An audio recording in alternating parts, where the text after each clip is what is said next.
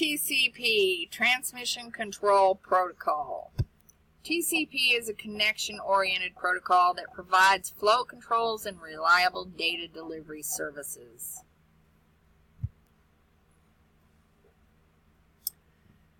First, what's the definition of a networking protocol? Networking protocols define a set of rules and procedures for communication between network devices. These rules allow devices and systems to communicate effectively and also include mechanisms for devices to identify and connect to each other.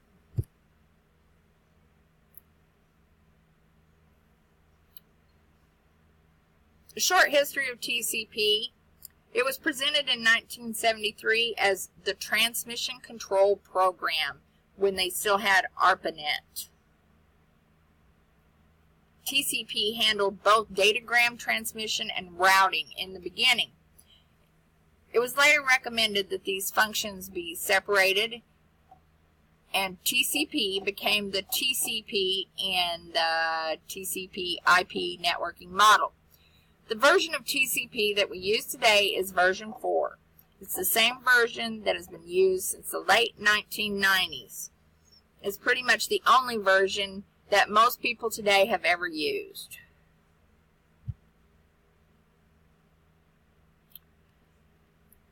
What is the Transmission Control Protocol? TCP is a connection-oriented protocol that provides flow controls and reliable data delivery services. TCP is one of the two most commonly used transport layer protocols in the Internet Protocol Suite. It is sometimes called a Layer 4 protocol. Transport layer protocols provide services to the application layer of the TCP IP networking model. TCP is a network communication protocol designed to send data packets over the Internet. TCP provides reliable transmission of data from source to destination consistently and in a timely fashion.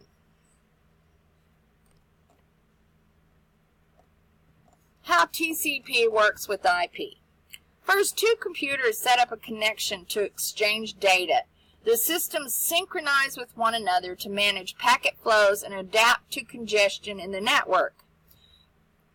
In this picture you can see step 1, the TCP protocol breaks data into packets. These packets then travel from router to router over the Internet according to the IP protocol. Then the TCP protocol reassembles the packets into the original whole when they reach their destination.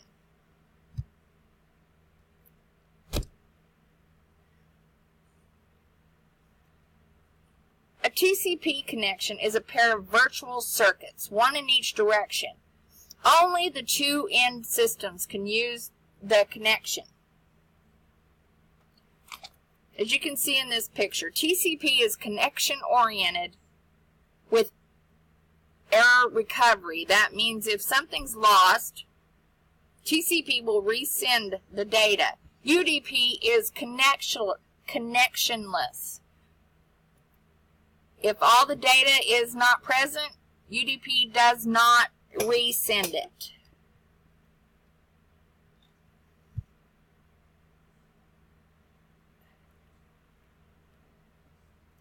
TCP data segments are packets of information that TCP uses to exchange data with its peers. Each segment has a header and a variable length data field. This is a drawing of what it would look like. Each header has 20 to 60 bytes with a source port number, a destination port number, a sequence number, an acknowledgement number, window size, optional data, checksum, and control flags. The acknowledgement number is when the peer receives one or more packets, the receiver returns an acknowledgement called an ACK to the sender indicating that it received the packets. If the packets are not ACKed, A-C-K-E-D, The sender may retransmit the packets or terminate the connection if it thinks the receiver has crashed.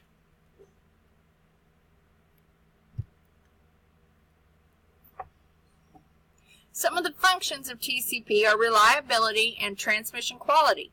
TCP provides a set of features and services that allow applications such as HTTP and POP3, other email applications,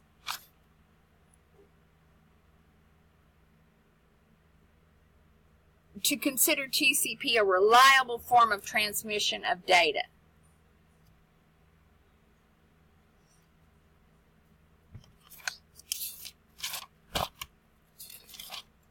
Most applications that transfer important data between devices use TCP because loss of any portion of important files could render the whole thing useless. So that's why the reliability of TCP and the transmission quality are important. TCP also offers flow control and congestion avoidance. It allows the flow of data between two devices to be controlled and managed.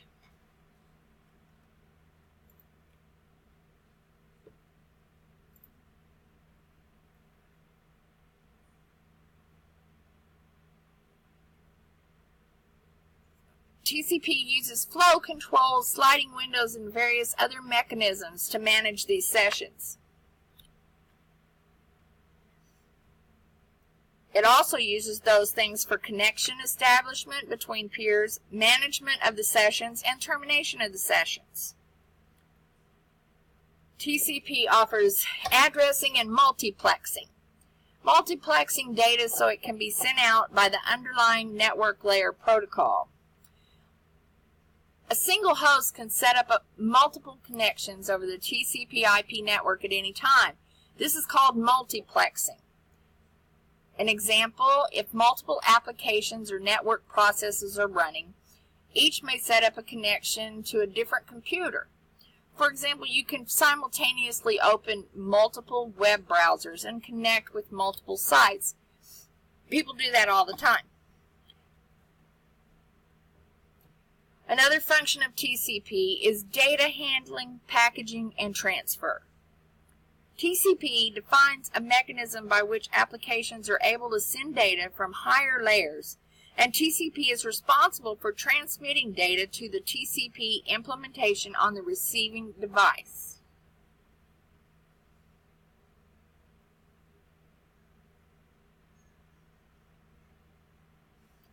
Part of the reliability of TCP is also it does error checking. That's what the checksum part of the header is for. It makes sure that the TCP connection is working right. It checks for acknowledgments that data has been received. And it has a packet recovery service. The receiver can request retransmission of a packet. That makes it a reliable data delivery service.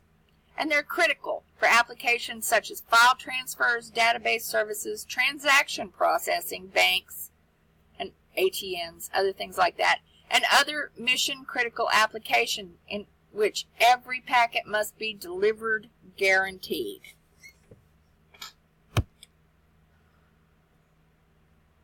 Some key concepts.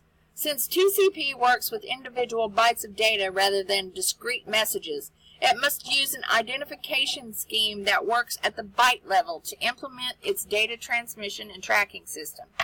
This is accomplished by assigning each byte TCP processes a sequence number. Since applications send data to TCP as a stream of bytes and not prepackaged messages, each application that uses TCP must use its own scheme to determine where one data element ends and the next begins.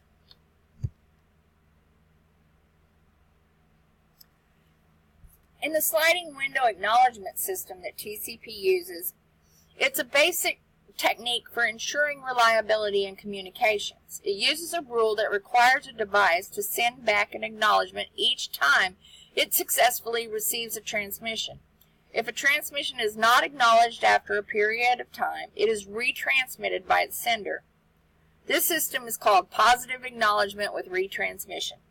One drawback with this basic scheme is that the transmitter cannot send a second message until the first has been acknowledged. Most application protocols are not required to use TCP, but many of them do. SMTP, HTTP, POP3, and DNS are just a few protocols that use TCP regularly.